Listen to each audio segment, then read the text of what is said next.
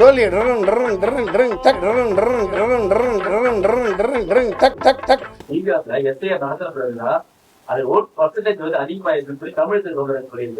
அவர் தமிழிசையா இல்லையே, அது இந்தியசியாவில் இருக்காங்க.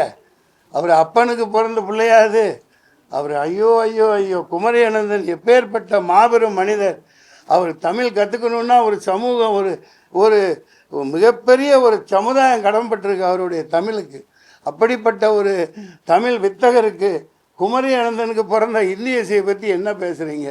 அதிகரிச்சிருக்குன்னா அவங்க அதிகமாக போடுவாங்க, அவங்க காட்டுறது தானே. சொல்லி டக், அதான் அவங்க தான் ஜெயிப்பாங்க. ஏன் கொடுக்குறீங்க?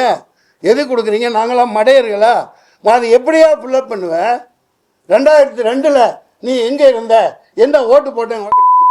சாரி, காலையில் சாப்பிட்டதே ஞாபகம் இருக்க மாட்டேங்குது, நைட்டு என்ன கொடுத்தோம் என்ன சாப்பிட்டோன்னு ஞாபகம் இருக்க மாட்டேங்குது. 2002 எங்கே இருந்தோமோ அந்த இளவு பூத்தில் ஓட்டு போட்டிருப்போம், மாறி வருவோம். நான் ஒரு நடிகை, நான் சாதாரண குரூப் டான்ஸராக இருக்கையில் ஒரு சின்ன வீட்டில் இருந்தேன். அப்போ ஓட்டுங்க வாங்கினேன், சம்பாரித்தேன், வீடு கட்டினேன், வாடகைக்கு விட்டேன்.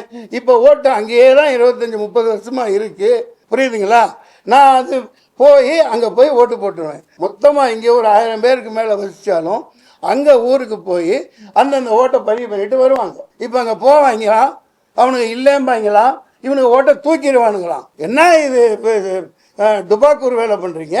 சமூக அக்கறையோட இதை இந்த நேரத்தில் எஸ்ஐயா இதை ஒழிக்கப்படணும். பாமெல்லாம் நிப்பாட்டுங்க. தேர்தல் முடிஞ்ச பிறகு நீங்கள் செய்யுங்க.